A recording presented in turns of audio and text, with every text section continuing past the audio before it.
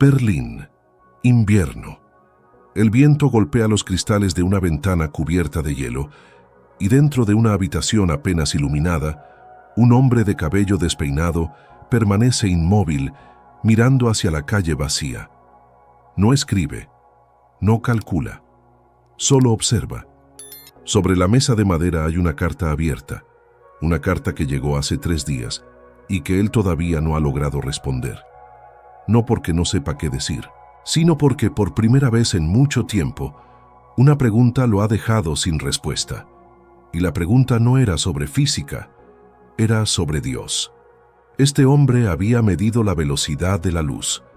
Había imaginado el tiempo doblándose como una sábana.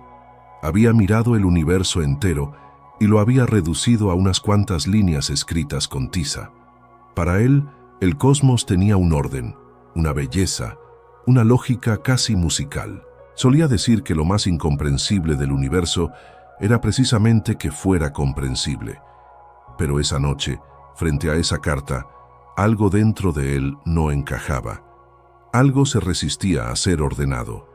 La carta venía de un joven estudiante, y la pregunta era simple, brutal, de esas que se clavan. Si Dios existe, si Dios es bueno, ¿por qué condena? ¿Por qué castiga? ¿Por qué un creador que da la vida pasaría la eternidad esperando el momento de quitarla? El hombre dejó la pluma sobre la mesa, y no la volvió a tomar en toda la noche, porque él también había crecido con esa imagen, la imagen de un Dios juez, un Dios con una balanza en la mano, anotando cada error, cada caída, cada palabra dicha en voz baja. Un Dios que no perdonaba, vigilaba, y aunque su mente brillante había abandonado muchas creencias de su infancia, esa, la del castigo, seguía ahí, escondida, como una sombra que no se va por más luz que enciendas. Y sabes qué es lo más extraño, que casi todos cargamos esa misma sombra. Piénsalo por un momento. ¿Alguna vez te has sentido vigilado por algo que no puedes ver? ¿Alguna vez has cometido un error pequeño, casi insignificante, y de inmediato has sentido que el cielo entero te estaba juzgando? ¿Te has descubierto rezando, no con confianza, sino con miedo? Como quien le habla a un jefe de mal carácter, y no a un padre. Aprendimos a temer antes de aprender a amar. Esa es la herencia silenciosa de generaciones enteras. Nos enseñaron a Dios como se enseña a un guardia. Cuidado con lo que haces, porque te está mirando. Nos hablaron del infierno antes de hablarnos del perdón. Nos describieron el fuego con más detalle que la misericordia. Y así, sin darnos cuenta, construimos dentro de nosotros la imagen de un Dios que está siempre a punto de condenarnos. Pero, ¿y si esa imagen estuviera equivocada? ¿Y si toda esa arquitectura de miedo, levantada piedra sobre piedra durante siglos, descansara sobre un malentendido? Esa fue la grieta que aquel hombre encontró esa noche en Berlín. No una grieta en el universo, una grieta en la idea que todos teníamos de Dios. Y mientras el hielo seguía formándose en la ventana, él empezó a pensar no como físico, sino como ser humano. Empezó a preguntarse si era posible que hubiéramos confundido al Creador con un verdugo, si era posible que, en algún punto del camino, la humanidad hubiera tomado a un Dios que da vida y lo hubiera disfrazado de juez implacable. Y entonces recordó algo, no una ecuación, no una teoría. Recordó una frase antigua, una frase que había leído años atrás y que, de pronto, esa madrugada, volvía a su mente con una fuerza que no esperaba. Una frase de la Biblia, no un sermón, no un mandamiento lleno de amenazas, una sola línea, breve, casi escondida entre las páginas, una frase que la mayoría de la gente ha escuchado 1000 veces sin entender realmente lo que dice. Una frase que, según muchos cuentan, se convirtió para él en algo más que un texto religioso. Se convirtió en una respuesta, en una llave, porque en esa frase no había castigo, no había balanza, no había fuego esperando, había exactamente lo contrario de todo lo que el miedo nos había enseñado. 13 palabras que, bien entendidas, derrumban siglos de terror. Y aquí es donde empieza esta historia de verdad, porque lo que ese hombre descubrió esa noche no fue una idea cómoda, fue una idea peligrosa, una idea que si la tomas en serio, cambia por completo la forma en que ves a Dios, la forma en que te ves a ti mismo y la forma en que cargas tus propias culpas. Una idea que pone en duda algo que probablemente te enseñaron desde niño. ¿Y si Dios nunca quiso condenarte? ¿Y si el juez del que tanto te hablaron jamás existió como te lo contaron? ¿Y si todo este tiempo el único que te ha estado condenando fuiste tú mismo? Esa carta sin responder, esa ventana congelada, esa madrugada en Berlín, todo eso fue el principio de una pregunta que aún hoy, tantos años después, sigue sin dejarnos en paz. La pregunta que vamos a desenredar paso a paso en este video. Porque la frase existe. El hombre existió. Y lo que conecta a los dos podría cambiar lo que crees sobre el perdón. Respira y quédate conmigo. Durante siglos, la humanidad construyó su relación con Dios sobre una base que muy pocos se atrevieron a cuestionar. No era una base de amor, no era una base de confianza, era una base de miedo. Y ese miedo no llegó solo, fue enseñado, repetido, grabado en la memoria de generaciones enteras hasta volverse tan normal que dejamos de notar que estaba ahí. Como el ruido del tráfico cuando vives cerca de una avenida. Al principio lo escuchas, después ya no, pero sigue ahí todo el tiempo, moldeando tu descanso sin que te des cuenta. Así funciona el miedo cuando se disfraza de fe. Piensa en las primeras imágenes que te dieron de Dios. No las que encontraste tú solo leyendo o reflexionando, las que te dieron, las que llegaron antes de que pudieras elegir. En muchas familias de América Latina, la primera imagen de Dios no era la de un padre, era la de alguien que observa, alguien que anota, alguien que espera con paciencia infinita el momento en que te equivocas para recordarte lo que mereces, el cielo como tribunal, la vida como juicio. Y tú, siempre tú como el acusado, ¿alguna vez rezaste con miedo y no con confianza? No es una pregunta retórica, es una pregunta real, porque hay una diferencia enorme entre hablarle a alguien que te ama y hablarle a alguien que te juzga. Cuando hablas con alguien que te ama, te acercas. Cuando hablas con alguien que te juzga, te justificas. Y muchas de las oraciones que aprendimos de niños eran en el fondo justificaciones, pequeños alegatos de defensa ante un Dios que ya tenía el veredicto listo. Y eso tiene un nombre en la psicología.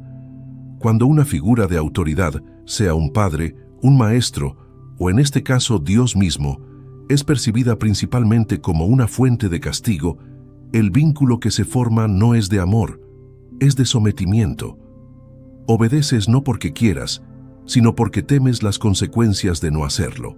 Y ese patrón, una vez instalado en la mente de un niño, no desaparece cuando el niño crece, se transforma, se vuelve más sofisticado, se esconde detrás de palabras como culpa, vergüenza, indignidad, y la persona adulta sigue, sin saberlo, relacionándose con el universo entero como si estuviera parada frente a un juez.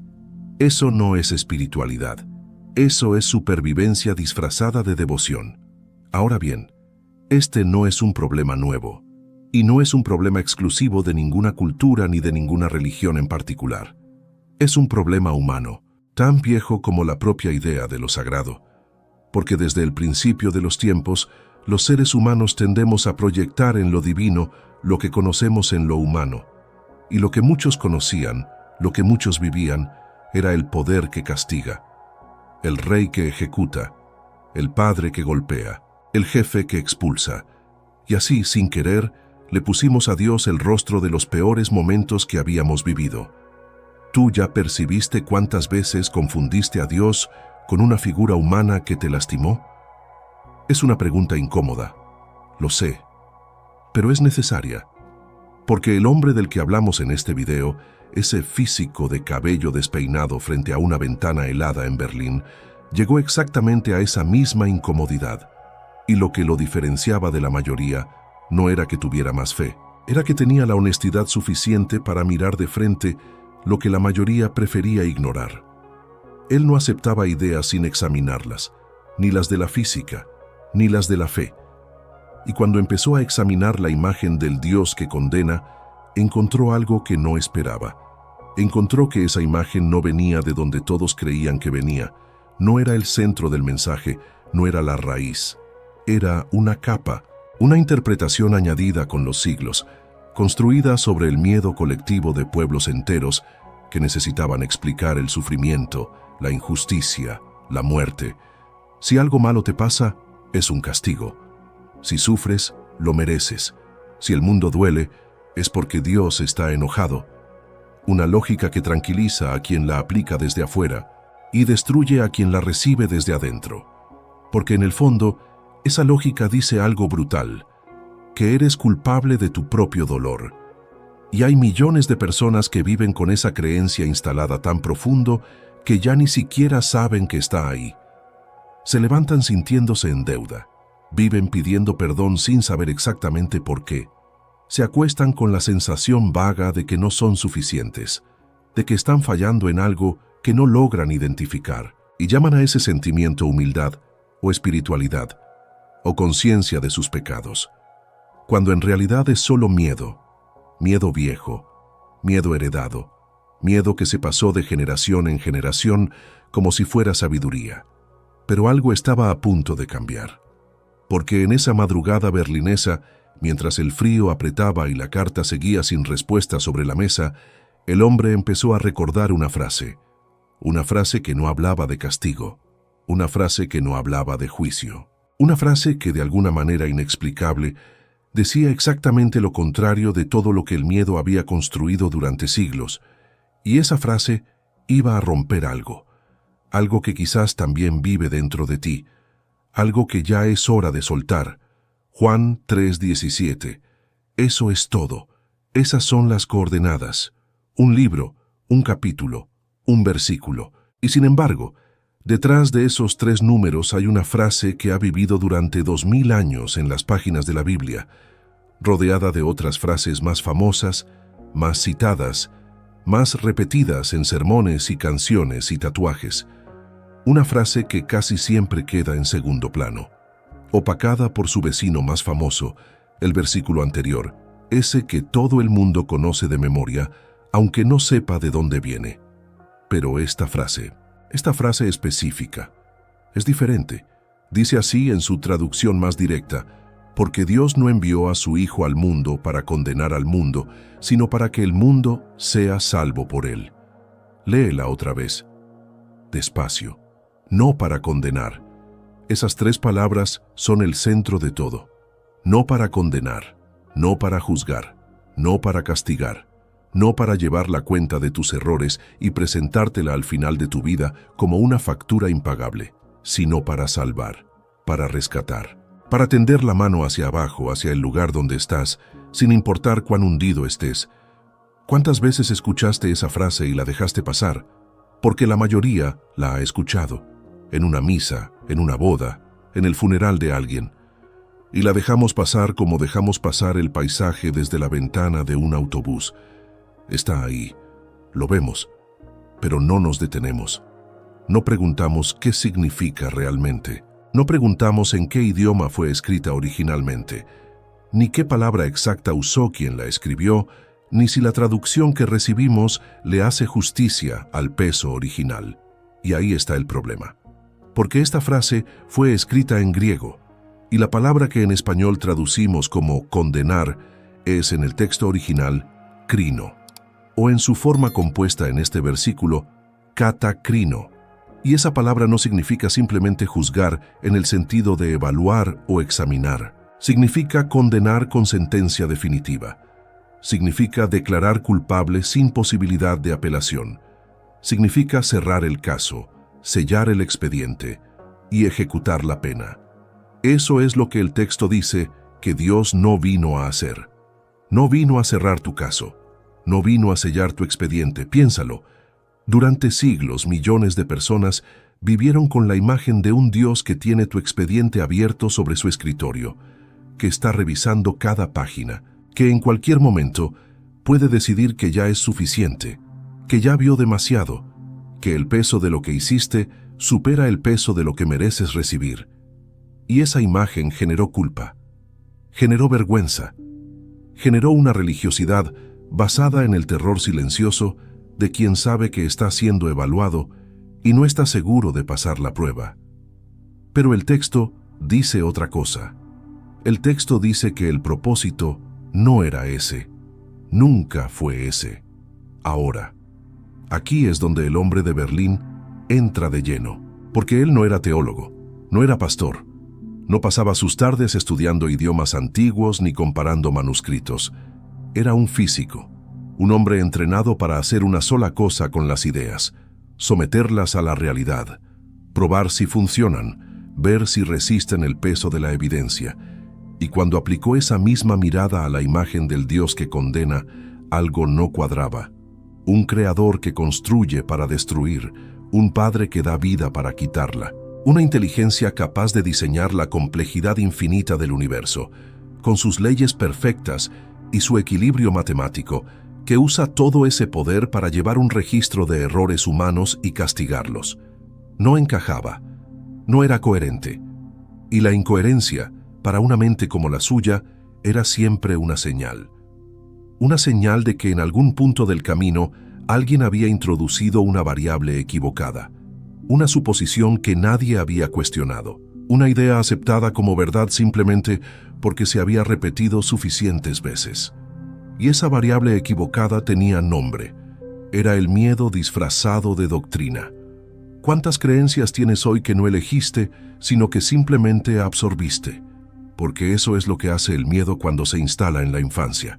No te pide permiso, no se presenta, llega envuelto en la voz de alguien que amabas, en un ritual que parecía sagrado, en una imagen colgada en la pared de tu cuarto de niño, y se queda. Y con los años se vuelve tan tuyo que ya no sabes distinguir entre lo que realmente crees y lo que simplemente nunca te atreviste a cuestionar.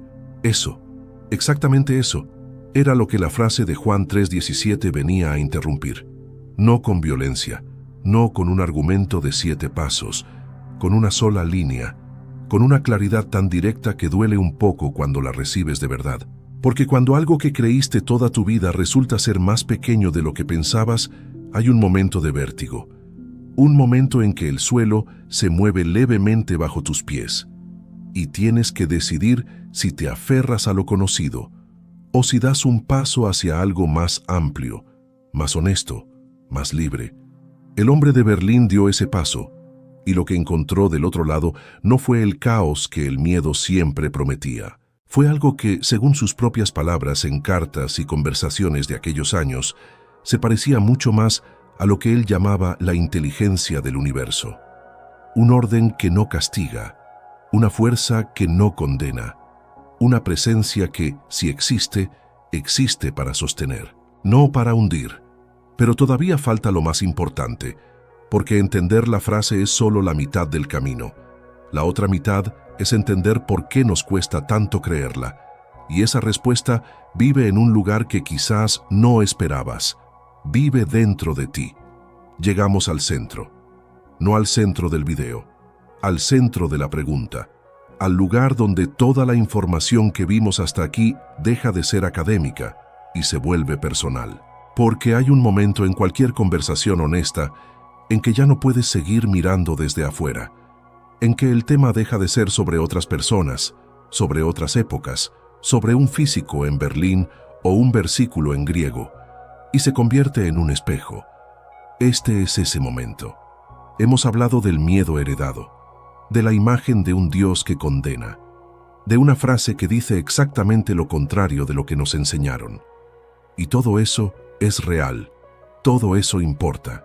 Pero hay una pregunta que ningún versículo responde por sí solo. Una pregunta que la teología no puede resolver porque no vive en los libros. Vive en ti. ¿Por qué, si la frase existe, si el texto es claro, si dice sin ambigüedad que el propósito no era condenar, por qué seguimos sintiéndonos condenados? Ahí está. Esa es la pregunta real. Y la respuesta no está en Juan 3:17. Está en algo que los psicólogos llevan décadas estudiando y que la mayoría de nosotros Prefiere no mirar de frente. Está en la voz interna, esa voz que habla cuando cometes un error, esa voz que aparece a las 2 de la mañana cuando no puedes dormir, esa voz que lleva la cuenta de todo lo que hiciste mal, todo lo que deberías haber dicho, todo lo que no mereces. Una voz que suena tan familiar, tan propia, que nunca se nos ocurre preguntarnos de dónde vino. Y vino de afuera, siempre vino de afuera, de un padre que nunca estaba satisfecho, de una madre que amaba con condiciones, de un maestro que corregía con humillación, de una iglesia que enseñaba el amor pero administraba el miedo, de una cultura entera que aprendió a medir el valor de las personas por su capacidad de no equivocarse. Y tú, que eras un niño y no podías elegir qué voces entrar y cuáles dejar fuera, lo absorbiste todo, lo convertiste en tuyo. Y hoy esa voz habla con tu acento, usa tu vocabulario, conoce exactamente cuáles son tus puntos más vulnerables, y la llamas conciencia, o la llamas culpa, o, y aquí está el nudo más apretado, la llamas Dios. La gran verdad que muy pocos están dispuestos a aceptar es esta: no es Dios quien te condena, eres tú quien te condenas todos los días, con una precisión quirúrgica, y llevas siglos llamando a eso castigo divino para no tener que hacerte responsable de la voz que decidiste conservar dentro de ti.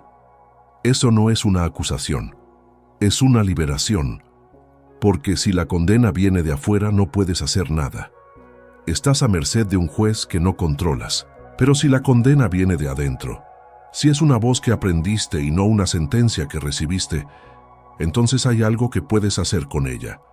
Puedes examinarla, puedes cuestionarla, puedes decidir si todavía quieres darle el micrófono.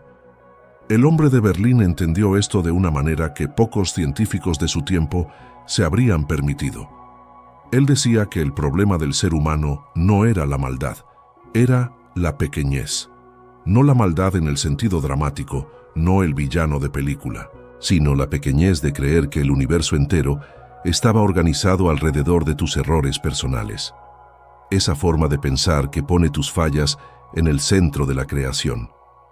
Como si el cosmos, con toda su vastedad, con sus millones de galaxias y sus leyes perfectas y su silencio inmenso, estuviera principalmente ocupado en llevarte la cuenta a ti. Eso no es humildad, es un ego disfrazado de culpa. La humildad real es otra cosa. Es reconocer que eres pequeño en el mejor sentido, que el universo no gira alrededor de tus errores, que hay una fuerza, llámala Dios, llámala inteligencia cósmica, llámala como necesites llamarla, que no está esperando que falles, que si algo espera, espera que crezcas. Y crecer duele. Pero no es un castigo, es el proceso. Si esto que estás escuchando está moviendo algo dentro de ti, si sientes que esta conversación toca un lugar que normalmente mantienes cerrado, entonces necesito pedirte algo. Suscríbete a este canal ahora mismo, porque lo que viene en los próximos minutos va más profundo todavía. Vamos a hablar de lo que pasa cuando sueltas esa voz, de lo que se siente cuando dejas de ser tu propio juez. Y no quiero que te lo pierdas. Suscríbete, respira y quédate, porque apenas estamos llegando al lugar donde todo esto se vuelve completamente tuyo. Hay un experimento mental que los psicólogos han usado durante décadas para entender cómo funciona la culpa en el ser humano. No es un experimento con laboratorio ni con equipos sofisticados. Es simplemente una pregunta que se le hace a una persona y se observa lo que pasa en su cuerpo mientras la procesa. La pregunta es esta: piensa en algo que hiciste mal, algo real, algo que todavía cargas. La mayoría de las personas, al escuchar esa instrucción, no solo piensa, cambia de postura. Los hombros caen levemente hacia adelante, la mandíbula se tensa, la respiración se hace un poco más corta. El cuerpo entero responde como si la amenaza fuera real y estuviera sucediendo ahora mismo, no en el pasado, ahora. Eso es lo que hace la culpa crónica. No vive en el pasado, vive en el presente continuo.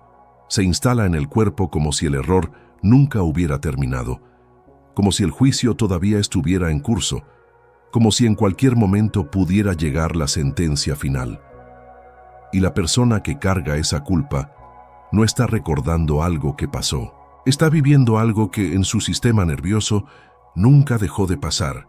Sigmund Freud lo llamó de una manera que vale la pena conocer. Habló de una instancia psíquica que funciona como un juez interno. Una voz que vigila, que evalúa, que castiga. Una estructura mental que absorbemos de las figuras de autoridad durante la infancia y que con el tiempo se vuelve tan nuestra que olvidamos que alguna vez vino de afuera. Él la llamó el super-yo y describió su función con una precisión que todavía hoy resulta incómoda. No solo registra lo que hiciste mal, anticipa lo que podrías hacer mal, condena antes de que ocurra el error, juzga el deseo antes de que se convierta en acción. Un juez que no espera las pruebas, un tribunal que ya tiene el veredicto listo. ¿Y sabes dónde vive ese tribunal en tu vida cotidiana? En la voz que dice que no mereces descansar porque todavía hay cosas pendientes. En la incomodidad que sientes cuando alguien te hace un cumplido genuino y tu primera reacción es minimizarlo. En esa sensación vaga pero persistente de que estás ocupando más espacio del que te corresponde, de que pides demasiado, de que tarde o temprano alguien se va a dar cuenta de que no eres lo que parece. Eso no es humildad, ya lo dijimos antes. Es el tribunal trabajando. Ahora bien, lo que hace este mecanismo especialmente difícil de desactivar es que durante siglos tuvo un aliado muy poderoso. Un aliado que le daba autoridad cósmica a esa voz interna, que la convertía en algo más que una neurosis personal y la elevaba al rango de verdad divina. Ese aliado fue precisamente la imagen del Dios que condena. Piénsalo de esta manera.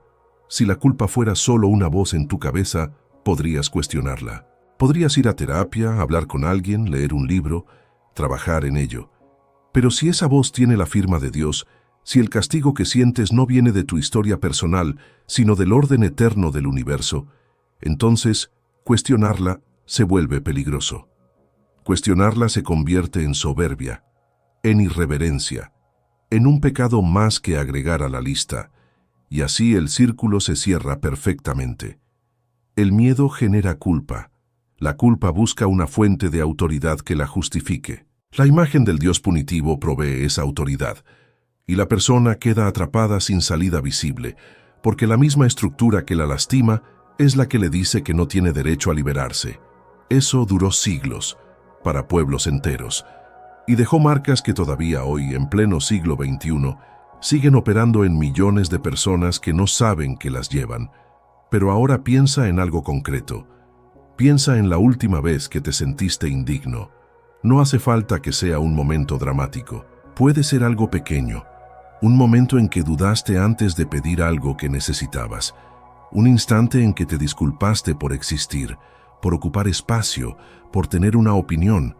Un segundo en que sentiste que los demás merecían más que tú sin saber exactamente por qué. ¿Quién te dijo que eras menos? No Dios.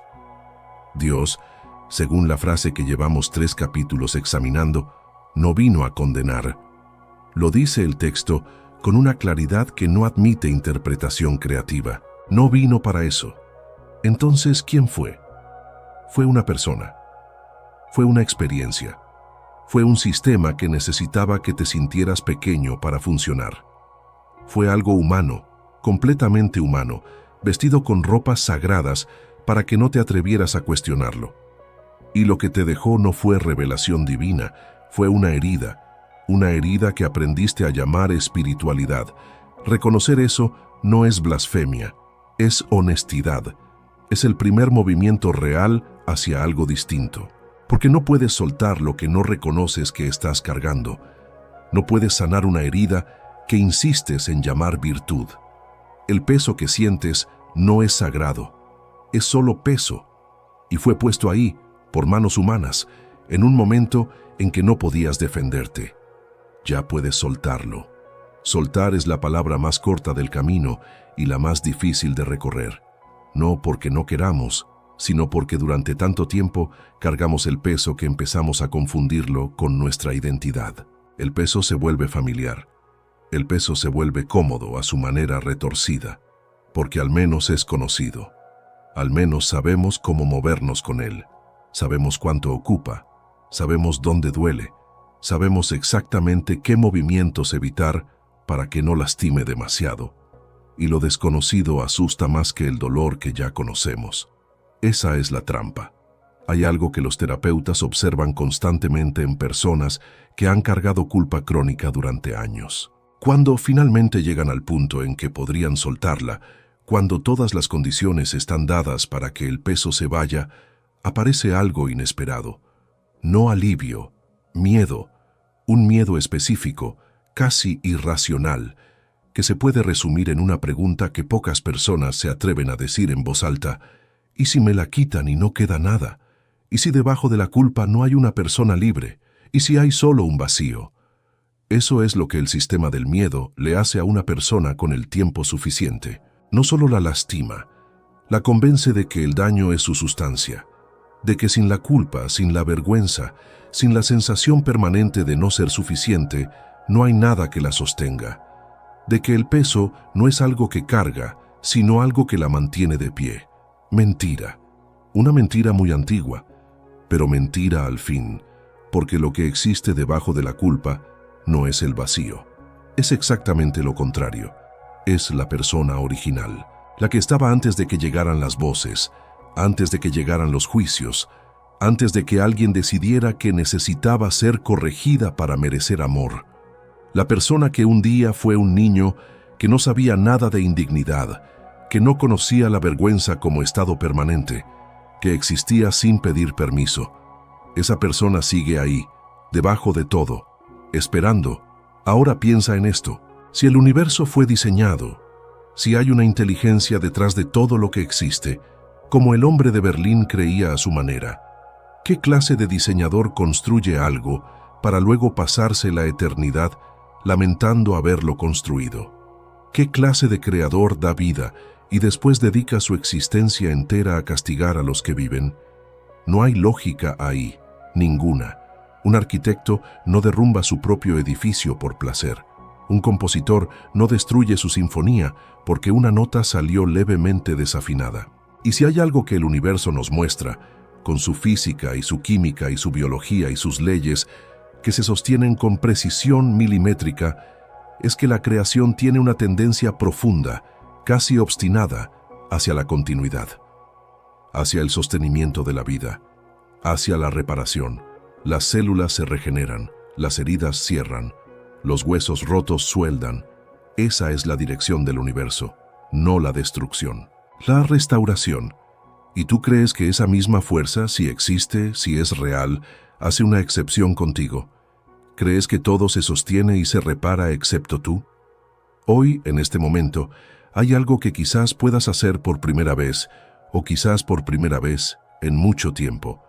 No es un ejercicio complicado, no requiere años de terapia ni una transformación dramática. Es solo esto. Permite que la frase sea verdad para ti, no en abstracto, no para la humanidad en general, para ti específicamente. Permite que no vino a condenar, signifique que no vino a condenarte a ti, con tu historia particular, con tus errores específicos, con todo lo que sabes de ti mismo que crees que nadie más debería saber. No vino a condenarte, ni una sola vez. Ese juicio que escuchas no es divino, ya lo sabemos, pero saberlo intelectualmente no es suficiente. El conocimiento entra por la mente, la liberación entra por otro lugar. Entra cuando permites, aunque sea por un momento, que algo diferente sea posible. Cuando bajas la guardia lo suficiente para dejar entrar una idea que contradice todo lo que el miedo te enseñó. La idea de que estás bien, no perfectamente bien, no sin cosas que mejorar, no sin heridas que sanar, pero bien, fundamentalmente bien. No como proyecto fallido, sino como proceso vivo. Eso es lo que la frase dice. Eso es lo que el texto lleva 2000 años diciendo. Y quizás hoy, por primera vez, puedas escucharlo de verdad. No como información, como permiso. Berlín sigue ahí. La ventana sigue helada, la carta sigue sobre la mesa y el hombre de cabello despeinado sigue de pie, mirando hacia la calle vacía en la madrugada. Pero algo cambió desde que comenzamos. Algo cambió en la manera en que miramos esa escena. Porque al principio era solo una imagen, un físico famoso, una noche fría, una carta sin respuesta. Y ahora sabemos que esa imagen era un espejo. Que la pregunta que ese hombre no podía responder era la misma pregunta que millones de personas cargan en silencio todos los días sin atreverse a formularla en voz alta. ¿Por qué Dios condena? Esa fue la pregunta de partida. Y el camino que recorrimos para responderla no fue el que esperábamos. Descubrimos que durante siglos la humanidad construyó su relación con lo sagrado sobre una base de miedo, no de amor. Miedo. Un miedo que llegó vestido de doctrina, que habló con voz de autoridad, que se instaló en la infancia cuando todavía no teníamos herramientas para cuestionarlo, y ese miedo generó una imagen de Dios que no venía del texto.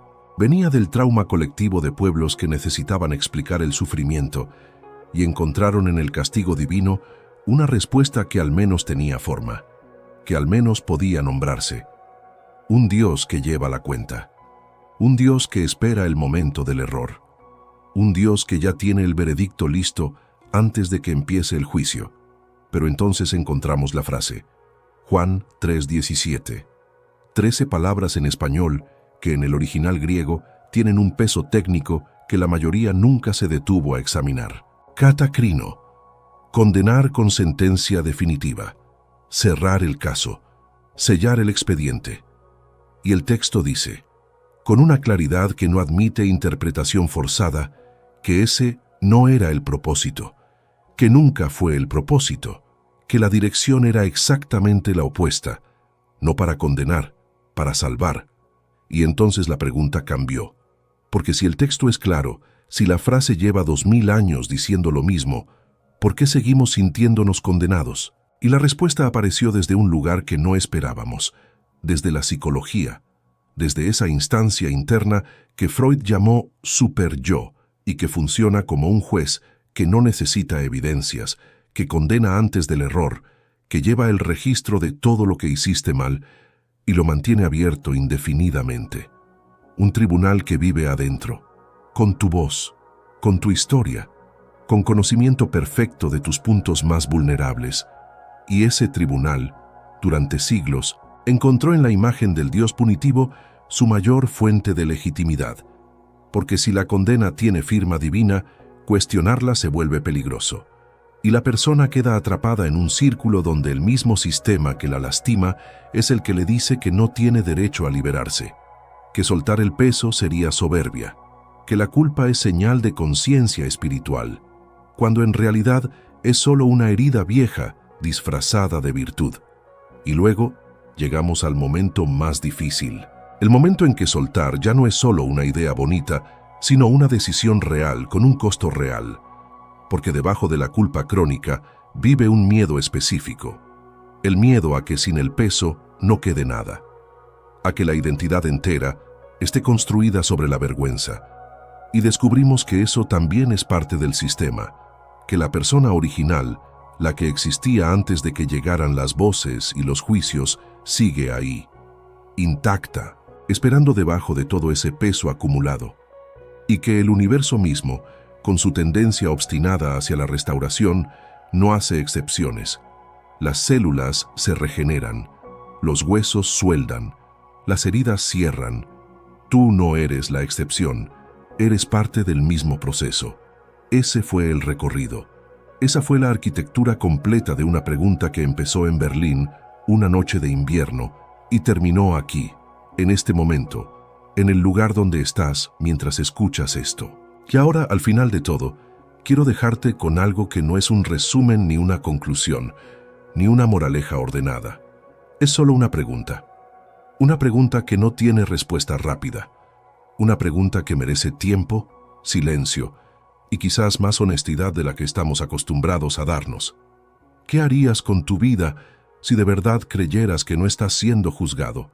No en teoría, no como ejercicio filosófico. De verdad, si mañana te levantaras con la certeza absoluta de que no hay ningún tribunal esperándote, ni externo ni interno, ni divino, ni humano. ¿Qué cambiaría? ¿Qué dirías que hoy no dices? ¿Qué pedirías que hoy no pides? ¿Qué dejarías ir que hoy sigues cargando porque sientes que de alguna manera lo mereces? Esa pregunta es el verdadero final de este video. No la respuesta, la pregunta. Porque las respuestas se olvidan, las preguntas correctas se quedan. Se instalan en algún lugar entre el pecho y la garganta y aparecen de nuevo en los momentos donde más importan.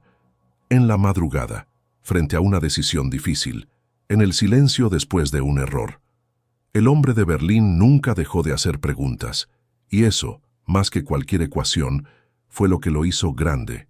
No la certeza, la disposición a no conformarse con una respuesta heredada cuando la evidencia señalaba hacia otro lugar.